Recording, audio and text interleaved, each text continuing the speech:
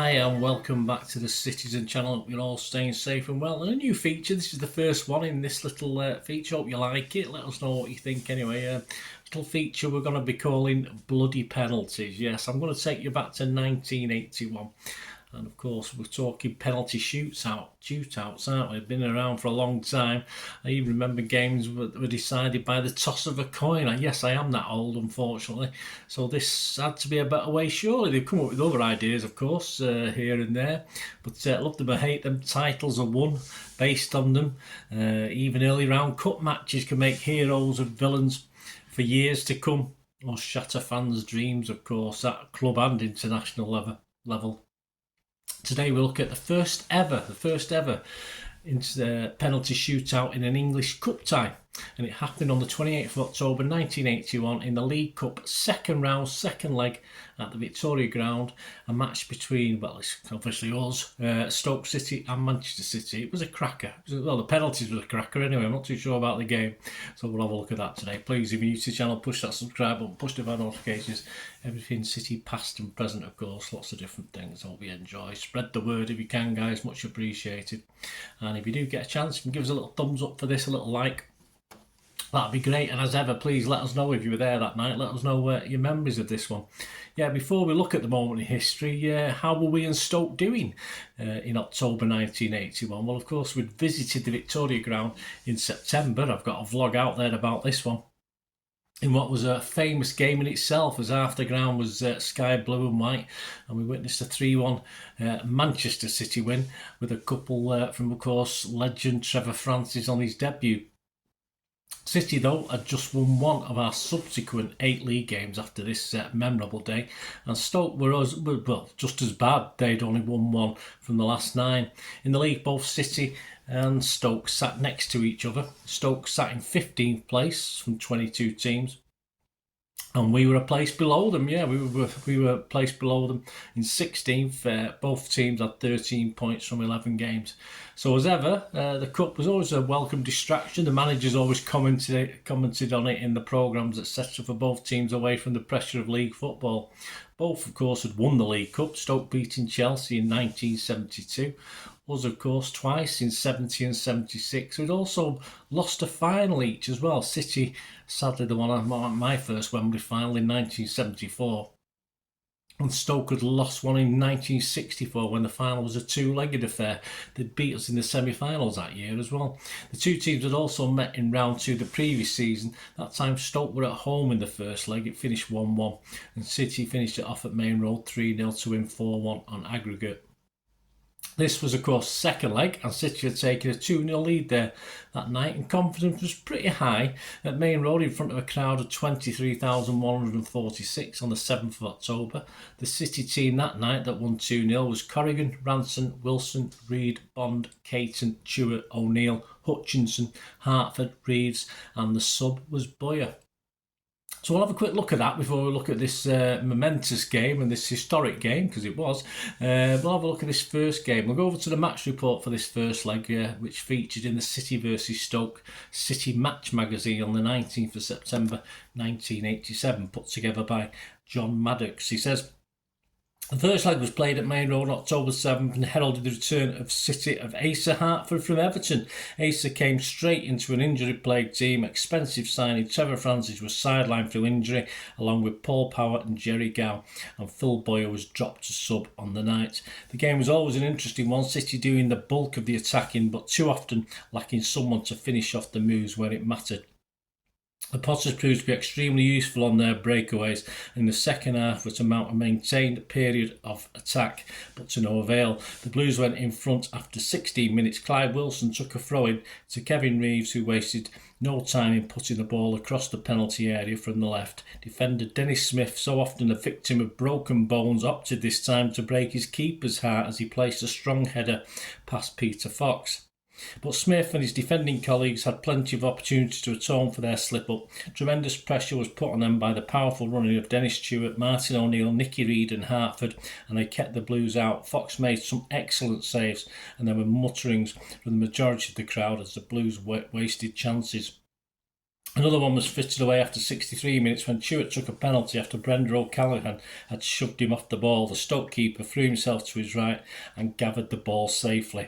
But this was to be Ace's night. He crowned a fine performance with an important goal, swerving and dodging through a packed defence with 9 minutes left before hitting a superb shot past Fox. Yeah, we'll go back to that in a minute for the second leg report. Interesting Asa Hartford, wasn't it?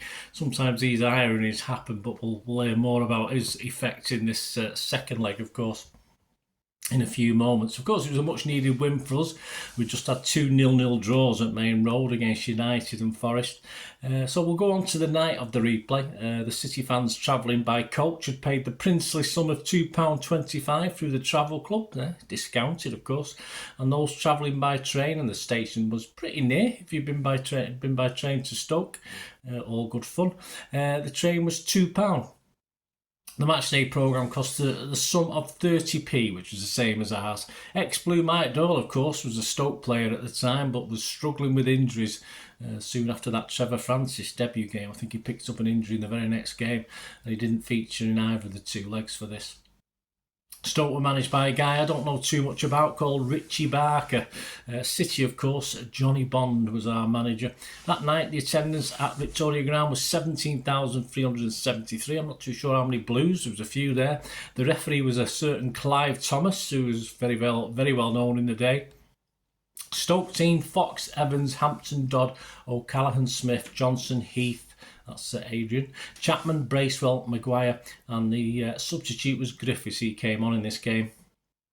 City's team: Corrigan, Reid, Ransom, Bond, Caton, Power, Chewett, O'Neill, Hutchinson, Hartford and Reeves. And our sub was a certain Heredi, who did come on in the 105th minute. So we'll go back to John Maddox for this match report from the programme. He said, if football matches were played on a set script along the lines of a movie or a Shakespeare play, with the excitement building gradually before a grand finale, then the League Cup's second round tie between ourselves and Stoke in 1981 would surely take some beating when it came to the annual awards. So the Blues went to Stoke for the second leg 3 weeks later, full of confidence that the grip on the tie could be maintained at the expense of the Potters. There were a few changes in the lineups for the game. Paul Power was fit again and wore the number 5 shirt. Kevin Bond, having displaced Wilson in intervening league matches, Johnson replaced the Dutch-born Loic Ursum in an otherwise unchanged Stoke team. Much of the game was a case of the Blues repelling constant Stoke raids with a considerable success at the other end. Peter Fox had a fairly easy time, but had a heart-stopping moment early in the second half when Dennis Chewett hit the Stoke crossbar with a header. A goal then from our Blues would surely have sealed the game, but all drama would have been lost. Stoke took the lead in the 81st minute, when Paul Bracewell sent it for Chapman to beat the City defence in the air and head past Corrigan. Could the Blues hold on? Sadly, at least temporarily, the answer was no. With 3 minutes left, the Stoke corner left the ball bobbing about the area, and their skipper Ray Evans whacked it home. The nearest to a goal in the subsequent half hour of extra time was when Chewett put in a goal-bound shot and Evans cleared it away off a post. So the real drama of the evening was set to take place. A penalty shootout, said the first ever in English Cup history. Penalty shootout. Now everyone considers this to be the best way of settling the game, but it's a damn sight better than tossing a coin. It certainly is.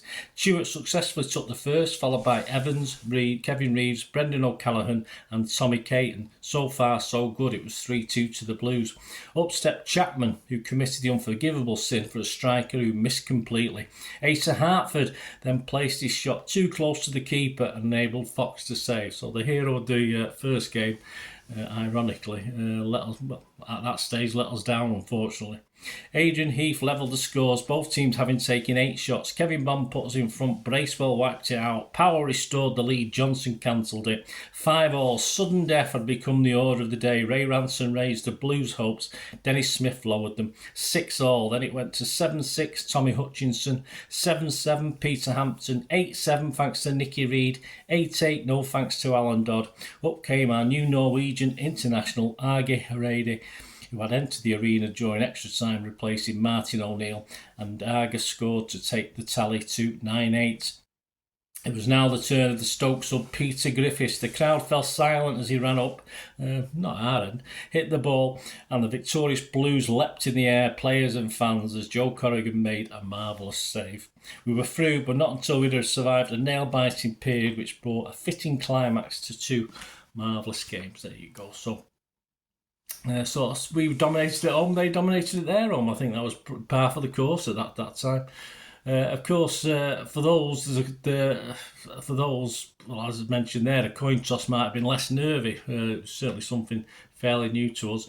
But the joy of winning and a match-winning penalty save from another of my City heroes, Joe Corrigan, was undoubtedly worth the trip to the Victoria Ground.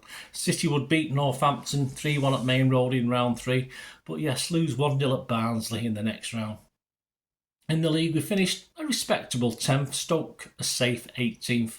Thanks for joining me for this bloody penalties feature, History Boys feature. First ever penalty shootout in an English Cup tie, and it happened on the 28th of October 1981 in the League Cup second round, second leg at the Victoria Ground between Stoke and Manchester City. City winning 9-8 on penalties after a 2-2 aggregate scoreline over the 2 games. Let me know your memories, guys. Great to hear from you there that night. What do you remember about it? It'd be great to hear all your thoughts. And do you like penalties? Is there anything better? Say about this playing? Just keep playing and taking a player off every 5 minutes until they're down to about 3 players a team or something like that. But it'd be good fun, wouldn't it? Would it be any less nervy? Probably not. Thanks for watching, guys. Until we meet again, I ask one thing, don't I? Please stay safe, Blues. Come on, City. Bye for now.